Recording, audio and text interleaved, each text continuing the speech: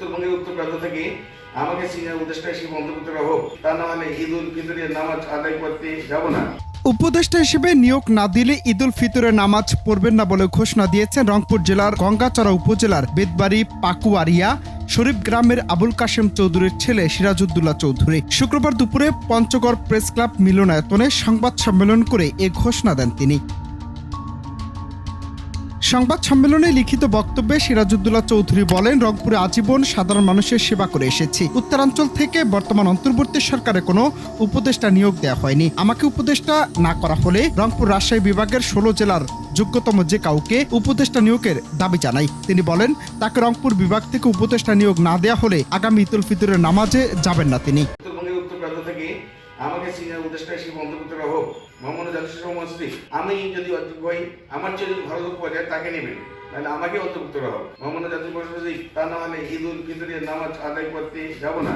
এই অন্তর্বর্তীকালীন সরকার দীর্ঘ 7 মাস অতিক্রম করে গেলেও উত্তরবঙ্গ থেকে কোনো উপদেষ্টা না নেওয়ার কারণে এই জন্য জাতীয় প্রেস ক্লাবে বারবার সংবাদ সম্মেলন করেও সরকারের দিক থেকে কোনো সাড়া পাওয়া যাইতেছে না। মনে হয় মাননীয় প্রধান উপদেষ্টাকে নতুন কাউয়া কাদেররা ঘিরে রেখেছে। তারপরেও যেহেতু মাননীয় প্রধান উপদেষ্টা একজন নম্র, ভদ্র, বিনয়ী, সৎ, মাধুর্যময়, শিক্ষিত, দেশপ্রেমিক, উন্নয়নের প্রতীক, সুযোগ্য, মেধাবী মানুষ, সেজন্য বারবার সংবাদ সম্মেলন করে মাননীয় প্রধান উপদেষ্টার সদয় দৃষ্টি আকর্ষণ করেছিলাম।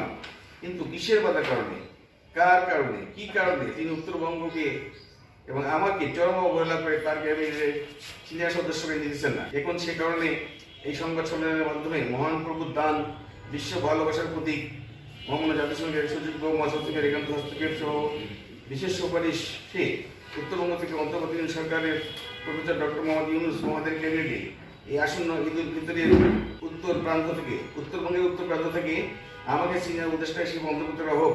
মোহাম্মদ জাতিসংঘ মসজিদ আমি যদি অযোগ্য হই, আমার চেয়ে যদি ভালো লোক পাওয়া যায় তাকে নেবেন, তাহলে আমাকে অন্তর্ভুক্ত করা হোক। মোহাম্মদ জাতিসংঘ মসজিদ তা না হলে ঈদ উল ফিতরের নামাজ আদায় করতে যাব না।